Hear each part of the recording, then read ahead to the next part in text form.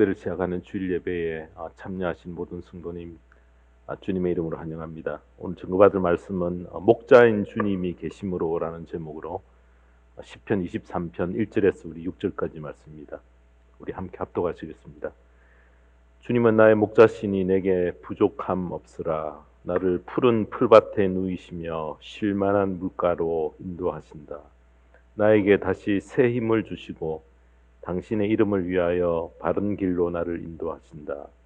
내가 비록 죽음의 그늘 골짜기로 다닐지라도 주님께서 나와 함께 계시고 주님의 막대기와 지팡이로 나를 보살펴 주시니 내게는 두려움이 없습니다. 주님께서는 내 원수들이 보는 앞에서 내게 잔치상을 차려주시고 내 머리에 기름 부으시어 나를 귀한 손님으로 맞아주시니 내 잔이 넘칩니다. 진실로 주님의 선하심과 인자하심이 내가 사는 날 동안 나를 따르리니 나는 주님의 집으로 돌아가 영원히 그곳에서 살겠습니다. 아멘. 네, 오늘 이 말씀 가지고 목자 되신 주님이 계심으로라는 제목으로 말씀을 전합니다. 대면 예배를 못 드린 지 13개월 만에 이렇게 예배를 드리게 하신 것 하나님께 감사를 드립니다. 그동안 성도님의 가정과 개인의 삶에 희비가 엇갈린 많은 일들이 있을 줄 믿습니다. 특별히 코로나 바이러스로 인해서 즐거움보다는 어려운 슬픔, 고통이 더 많았지만은 이렇게 건강한 모습으로 다시 뵙고 예배를 시작해 하신 하나님께 진심으로 감사를 드립니다. 특별히 삶의 불평과 경제적인 어려움이 아직 계속되지만은 시간이 좀 더 지나면 점차 회복의 기회를 주실 줄 저희들이 믿습니다. 솔직히 작년 3월 22일 예배가 중단될 때에 저는 속으로 생각하기를 길어봤자 1개월이 넘어가겠느냐 이렇게 예상하여서 적어도 4월 말이면은 다시 모이게 될 줄 알았지만은 여러분 1년 1개월이 될 줄은 정말 몰랐습니다. 감염자가 증가하고 또 사망자의 수가 늘고 또 불안과 절망은 더욱 깊어갔지만은 백신이 접종으로 분위기가 반전되고 오늘 대면 예배를 시작하는 첫날을 허락해 주셔서 진심으로 감사를 드립니다. 모두가 똑같이 겪는 고통스러운 상황, 또 불안, 절망, 답답함이 우리 속에 있었지만은 이럴 때에 하나님의 자녀들은 뭔가 좀 달리 행동하고 달리 생각하고 다른 삶의 자세를 가져야 한다고 생각합니다. 여러분 믿지 않는 세상 사람들이 생각하는 것과 똑같이 불안해하고 자포자기하고 공포심을 가지고 절망 가운데 있어서는 안 된다는 것입니다. 왜냐하면은 하나님의 자녀에게는 주님이 계시기 때문에 그렇습니다. 주님의 음성에 귀를 기울인다면 분명히 대응할 지혜와 이길 능력을 하나님은 우리에게 내려주신다는 것입니다. 하나님은 그의 자녀된 성도를 방관하고 내몰라라 그냥 내버려 두시지 않습니다. 힘을 주시고요. 영안을 열어주시고 헤쳐나갈 길을 생명의 말씀 속에 감추어 놓으셨기 때문에 우리가 정신을 차리고 믿음으로 이기려고 한다고 하면은 반드시 해결의 길을 찾을 수 있고 말씀 속에서 그 해답을 발견할 수 있다는 것입니다. 왜냐하면은 상황이 아무리 절망적이라 해도 세상의 모든 사건은 하나님의 계획과 허락하심 가운데 일어나는 일로 여겨야 됩니다. 우리가 욥기에서 보지 않았습니까? 사탄이 욥을 공격하려 할 때 하나님의 허락을 받지 않습니까? 그래서 여러분 이런 것을 알면은 우리의 자세가 달라지고 보는 각도가 다르고 어떻게 대응해야 할지에 대해서 하나님이 우리에게 주시는 지혜를 얻게 된다는 것입니다. 그러므로 성도는 절대 절망치 말아야 한다는 것입니다. 성도가 평안히 살 때는 굉장한 믿음을 가진 것 같이 보이지만은 인생의 풍랑을 만나 흔들리기 시작하여 위태한 순간을 만나면은 과거에 간직해 있던 그 모든 믿음들을 다 까먹어버리고 근심 걱정으로 가득 찬 얼굴과 괴로운 나날을 보낼 수가 있다는 것입니다. 여러분 주급을 1,000불 받다가 500불로 깎이면은 의기소침하게 되어지고요. 현실을 도피해버리고 싶고 자포자기 상황으로 자신을 자꾸 내몰고 몰아가고 싶어 합니다. 실직과 경제적인 어려움이 큰 위기임에는 틀림없습니다. 그러나 참으로 무서운 것은 실직 그 자체가 아니라 실직 때문에 찾아오는 불안, 공포, 원망, 의욕 상실, 바로 그것이라는 것입니다. 그러므로 내 신앙의 현주소가 어딘가? 우리는 오늘 유명한 다윗의 시 시편 23편을 통해서요, 자신의 삶 속에서 이미 걸려져 있는 그 자물쇠가 마음이 이 말씀을 통해서 조금씩 열려져서 자신을 진단하는 귀한 저울로 삼기를 바랍니다. 살아가는 형편이 어려워졌다고 해서 마음과 의욕마저 여러분 무너져서는 안 된다는 것입니다. 그것 때문에 우울해지고 자포자기해서는 안 됩니다. 자신뿐만 아니라 가족마저 어려움에 빠뜨릴 수 있기 때문에 그렇습니다. 그래서 주님을 내 인생의 주인으로 모신 우리는 세상 사람처럼 행동하지 말고요, 내 주위의 상황이 어려워질 때에 내 속에 간직된 믿음과 신앙마저 꺾이고 포기해버려서는 안 된다는 것입니다.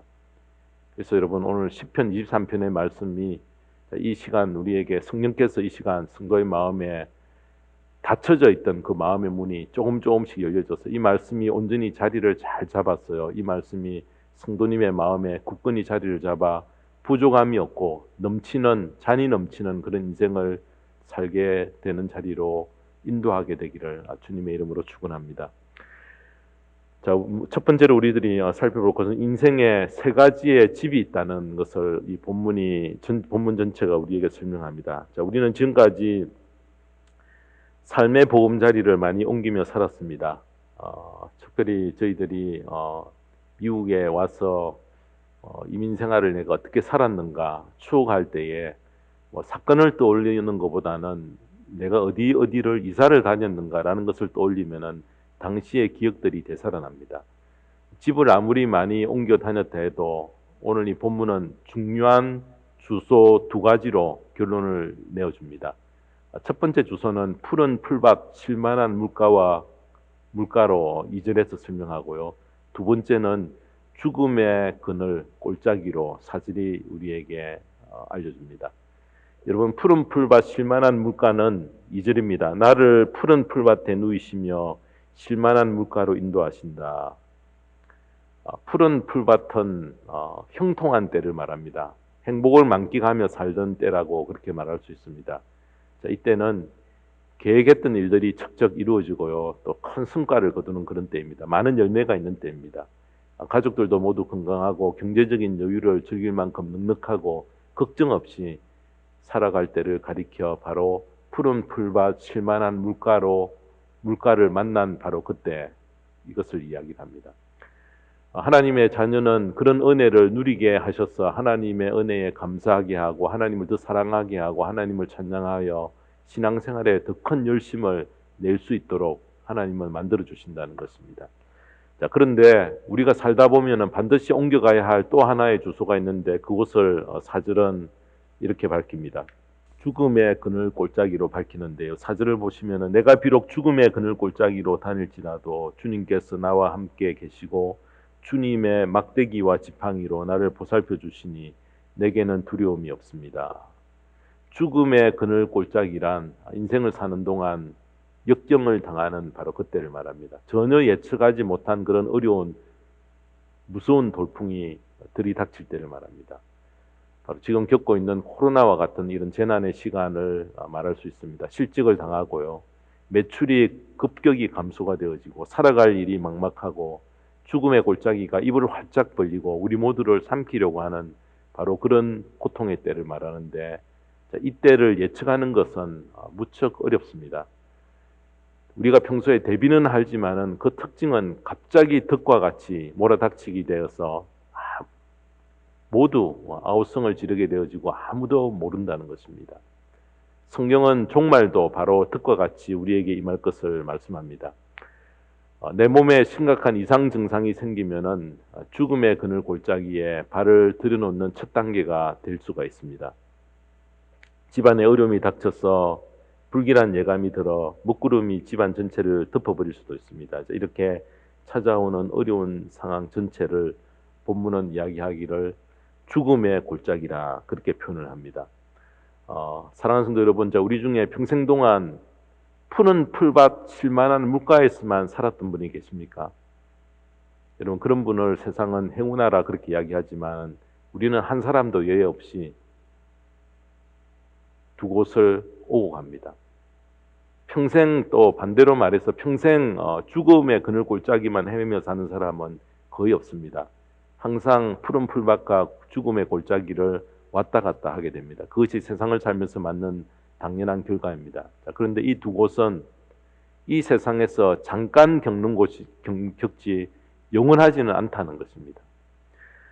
비록 내가 지금 푸른 풀밭 쉴만한 물가에서 산다고 하여 이곳이 영원한 나의 터전이 될 수는 없습니다. 잠깐 머물다가 옮겨가야 하는 것이 인생입니다. 내가 지금 푸른 풀밭과 죽음의 그늘 골짜기 둘 중 한 곳에 집중해서는 안 된다는 것입니다. 왜냐하면 우리는 옮겨가야 될 제3의 다른 주소가 있기 때문입니다. 그래서 우리는 푸른 풀밭에 너무 집착하지 말고요, 또 죽음의 그늘 골짜기로 옮겨갔다고 하여 소망이 끊어진 자와 같이 비관하거나 절망에 빠지지 말아야 합니다. 잠깐인 것을 항상 머릿속에 간직하고 살아야 하는데, 그것을 시편 90편 10절은 우리에게 이렇게 이야기합니다. 우리의 연수가 70이요 강건하면 80이라도 그 연수의 자랑은 수고와 슬픔뿐이요 빠르게 지나가니 마치 날아가는 것 같습니다. 인생의 연수가 70, 80년, 너무나 우리에게는 길게 보이지만은 그것이 굉장히 짧다 그렇게 이야기를 하고요. 그 자랑은 수고와 슬픔뿐이다 그렇게 이야기하고, 빠르게 지나가니 날아가는 것과 같이 그렇게 후딱 지나간다라는 것입니다. 그래서 여러분, 7, 80년의 삶을 산 후에 옮겨가야 될 제3의 주소를 6절이 밝힙니다. 6절에 보면은 진실로 주님의 선하심과 인자하심이 내가 사는 날 동안 나를 따르리니 나는 주님의 집으로 돌아가 영원히 그곳에서 살겠습니다. 여기서 말하는 주님의 집은 우리가 다시 옮겨야 할 전셋집도 아니고요, 쫓겨날 집도 아니며 한번 들어가면 영원히 안식하고 누릴 내 아버지 집이라는 것입니다. 영원히 내가 거처할 내 아버지가 계시는데 바로 그곳이 나의 피난처요 영원히 사모하고 소망하고 살 집을 기대하며 그렇게 사는 것과, 그것을 전혀 기억하지 못하고 잊고 살아가는 사람의 삶은 완전히 극과 극으로 다를 수밖에 없다는 것입니다. 그러면 우리는 세상을 살면서 이 새 집을 마음속에 담고 살아야 합니다. 죽음의 골짜기가 갑자기 내게 들이닥친다 해도 당황하지 않고 의연히 대처할 수 있는 길이 바로 여기에 있다는 것입니다. 왜냐하면 세 번째 집이 나를 기다리고 있기 때문인 것입니다. 이것이 사람의 한평생 살아가는 것입니다. 전도서 전체는 이 세 가지 집을 오가며 증명된 사실을 우리에게 잘 설명해 놓은 말씀입니다. 전도서 3장 1절 이하에 보면은 사람이 세울 때가 있고 헐어버릴 때가 있다라는 것을 알려주고, 또 웃을 때가 있는가 하면은 울 때가 찾아온다는 것입니다. 어떤 때는 움켜쥐기도 하지만은 쥔 것을 다 놓아야 할 때가 온다. 그래서 전도서 7장 14절에 보면은 이렇게 결론을 내립니다. 좋은 때에는 기뻐하고 어려운 때에는 생각하여라. 하나님은 좋은 때도 있게 하시고 나쁜 때도 있게 하신다. 그러기에 사람은 제 앞일을 알지 못한다. 하나님께서는 우리에게 형통한 날을 주셔서 푸른 풀밭에서 뛰놀고 쉴만한 물가에서 인생을 즐길 수 있게 허락해 주셨습니다. 그럴 때 우리는 기뻐하고 즐거워합니다. 그러나 살다 보면은 폭풍이 불어닥치는 공고한 날도 우리에게 주셨다는 것입니다. 죽음의 골짜기를 통과할 때는 한숨을 내쉬며 불평이 가득한 상태로 그 길을 통과해야 할지도 모른다는 것입니다. 그래서 우리는 내 곁에 계신 나의 목자를 늘 기억하고요, 한치도 내다볼 수 없는 인생이지만은 내 앞에 놓여진 길은 나의 결정과는 무관하고 바로 나의 걸음을 인도하시는 하나님께 달려 있음을 인정하고, 이 인도자 목자 찾는 일에 우리의 생각과 삶을 모아가야 한다는 것입니다. 그래서 여러분 잠언 16장 9절에 보면은 사람이 마음으로 자기의 앞길을 계획하지만 그 발걸음을 인도하시는 분은 주님이시다. 주님께서 푸른 풀밭으로 인도하시면 그곳으로 가고요. 죽음의 그늘의 골짜기로 인도되면은 그곳으로 옮겨가야 하는데 사람은 죽음의 골짜기로는 모두 가기를 꺼려합니다. 우리 중에 평생을 고생만 하다가 인생을 끝내고 싶은 사람은 아무도 없습니다. 가급적이면은 이 사망의 엄청난 골짜기를 피해 가고 싶어 합니다. 그렇게 하기 위해서 더 공부 많이 하고 자기 몸을 돌보지 않고 더 열심히 일하고 더 뛰어난 실력을 가지려고 피나는 노력을 하는 이유가 무엇입니까? 바로 죽음의 골짜기를 피해 가고 싶어 하기 때문에 그렇습니다. 가능하면은 죽음의 골짜기를 피할 수만 있으면은 피해 살고 싶어 합니다. 자, 그런데 하나님은 예레미야 선지자를 통해 이런 말씀을 주셨습니다. 예레미야 10장 23절에 보면은 이렇게 말씀합니다.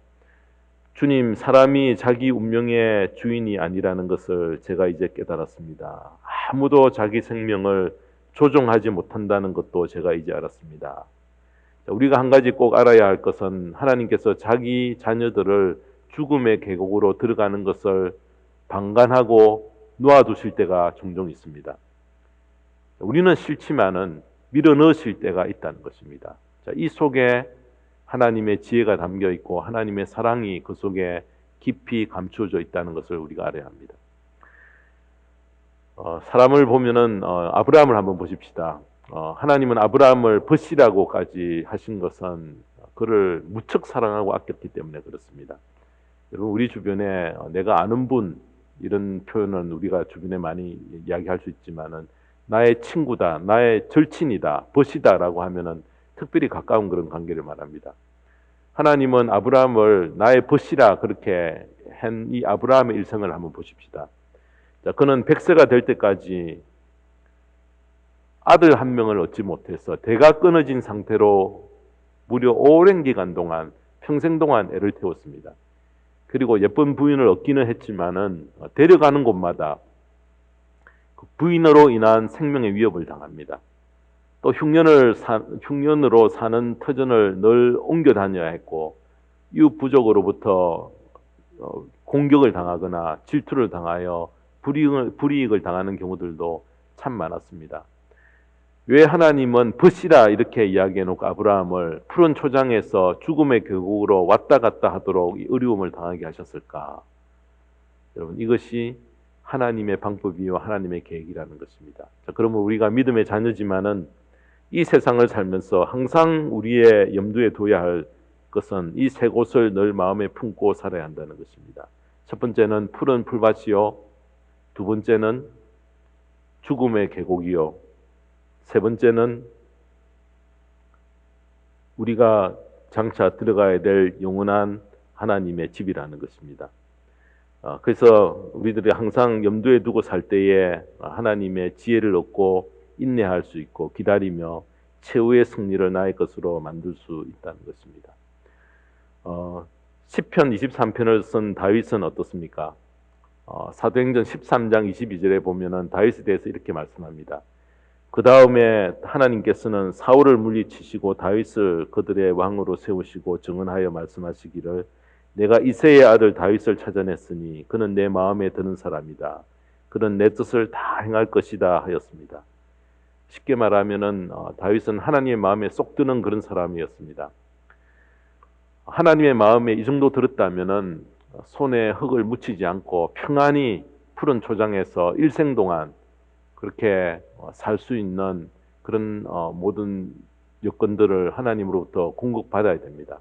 항상 사람들로부터 대우를 받고 자기를 위협하는 대적도 없이 일생을 하나님의 보호 가운데 살아야 하지 않겠습니까? 그런데 여러분 다윗의 삶을 보십시오. 그가 얼마나 죽음의 골짜기를 지나며 얼마나 많은 죽을 고비를 넘기는 큰 고생을 했습니까? 자, 그러므로 우리는 이런 결론에 도달할 수 있습니다. 예수를 잘 믿는다고 해서 하나님께서 우리를 평생 동안 푸른 풀밭 잔잔한 물가에서만 살도록 그렇게 보호하지 않음을 이 가운데서 깨달아야 합니다. 영안이 열린 분은 이 깊이 있는 진리와 지혜를 하나하나 헤아리며 살 수 있다는 것입니다. 여러분, 우리가 가끔 기도하면서 기도만 하면은 절대 어려움을 겪지 않을 것이다라고 말하는 분이 계십니다. 그러나 그것은 너무나 편협하고 깊이가 없는 평가가 될 수가 있다는 것입니다. 다시 말해 어리석은 평가가, 어리석은 생각이 될 수가 있다는 것입니다. 우리가 이 땅에 발을 붙이고 사는 동안 누구나 항상 두 곳을 들락날락하면서 살게 되는 것을 각오하고 준비하며 살아야 합니다. 아무리 기도를 해도 죽음의 골짜기를 지나야 할 때가 인생 가운데 반드시 찾아오기 때문에 그렇습니다. 자, 그러므로 지금 큰 어려움의 중심에 계신 분이 여기도 계실 줄 압니다. 그 어려움 때문에 어떻게 살아야 할지 눈앞이 캄캄하여 큰 스트레스 가운데 계신 분이 있을 줄 압니다. 때로는 심각한 병에 걸려서 투병 중에 계신 분도 있을 줄 압니다. 자, 이런 죽음의 골짜기를 지나고 있을 때에 꼭 한 가지 기억해야 할 일이 있습니다. 자, 그런 일들은 이상한 일도 아니요, 부끄러운 일도 아니요, 재수가 없어서 찾아왔다고는 더더욱 생각하지 말아야 합니다. 하나님의 자녀들에게 죽음의 골짜기와 푸른 풀밭 잔잔한 시냇가는 항상 들락날락하며 살아야 할 운명 가운데 우리 모든 사람들이 놓여져 있음을 알아야 한다는 것입니다. 언제든지 내게도 죽음의 골짜기가 찾아올 수 있고, 자, 그곳에 들어갔을 때에 하나님이 나를 사랑하지 않아서 이런 어려움을 주신다. 여러분, 그렇게 여기지 말아야 합니다.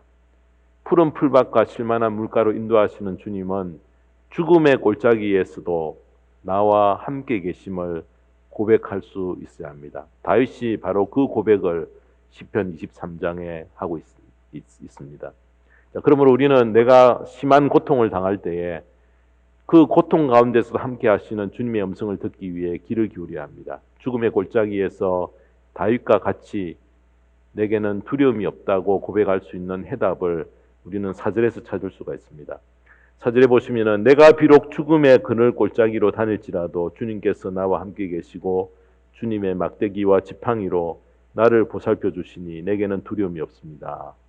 자, 여기서 인생 가운데 가장 중요한 이슈가 되는 우리가 늘 마음에 두려워하는 죽음의 골짜기를 만나는 이유에 대해서 두 가지 중요한 해답을 찾아낼 수가 있습니다. 첫 번째는 죽음의 골짜기를 만나는 것, 첫째는 주님께서 나와 함께 하시는 은혜를 우리에게 깨닫게 하시려고 죽음의 골짜기를 만나게 하신다는 것입니다.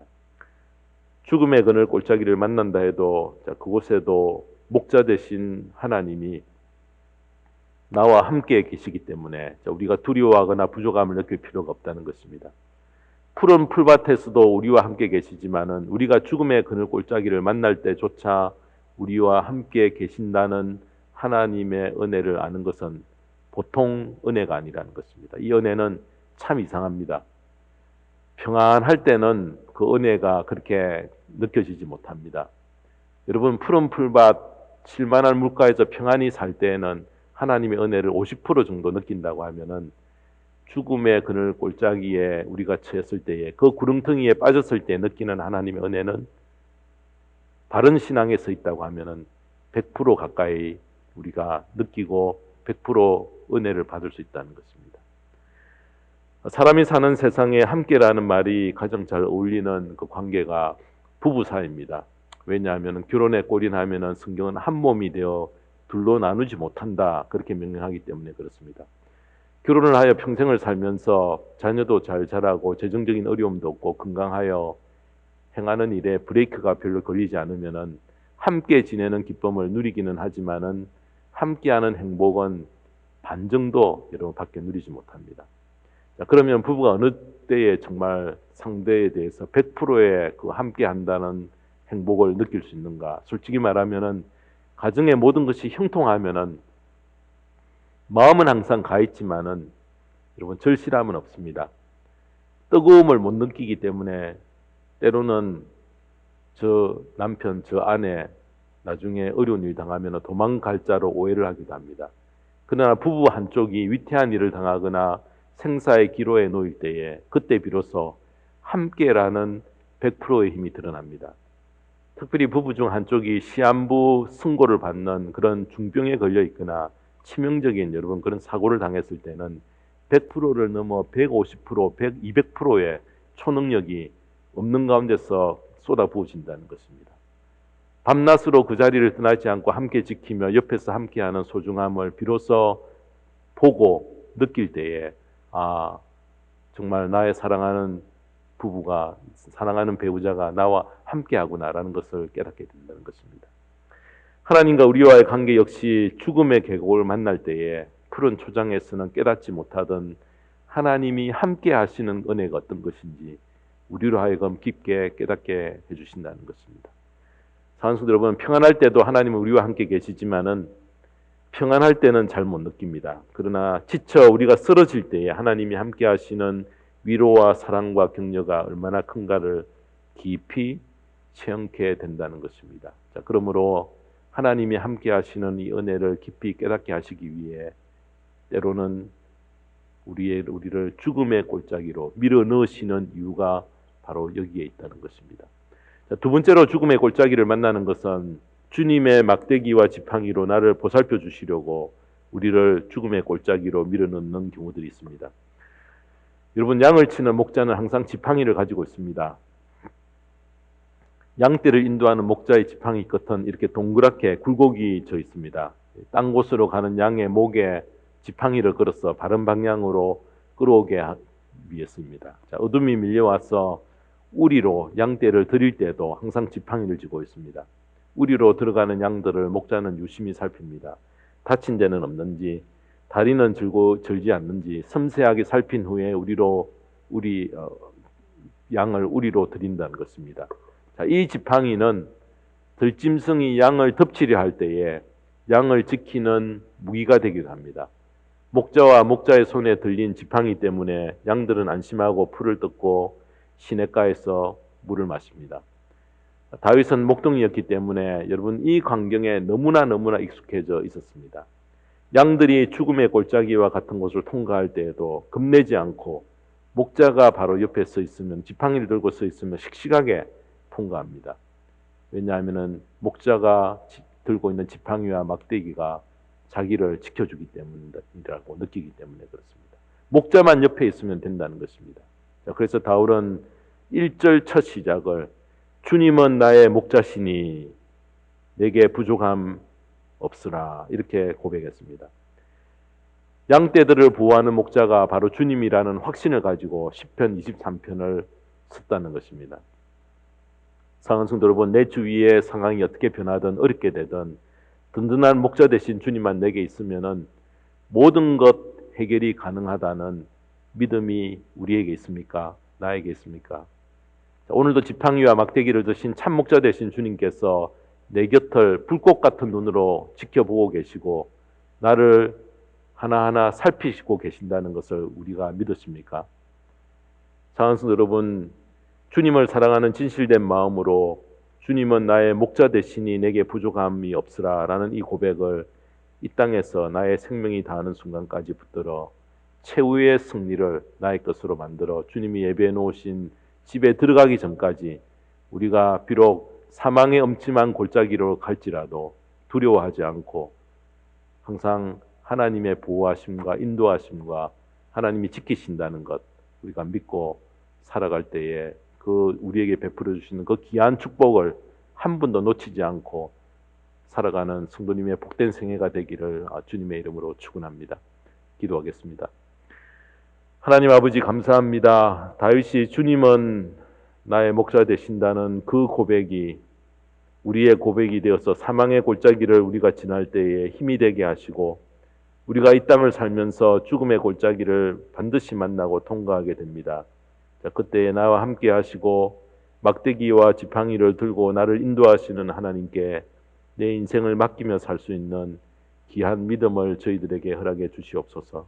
오늘 이렇게 13개월 만에 성도들과 대면 예배를 시작해 하신 것 감사드립니다. 성도가 함께 동거함이 우리에게 기쁨이 되어지고 행복이 되어지고 또 우리를 더 행복하게 만드는 그러한 귀한 출발이 되어줄 수 있도록 저희 교회를 축복하여 주시옵소서. 감사드리며 우리 주 예수 그리스도의 이름 받들어 기도드리옵나이다. 아멘.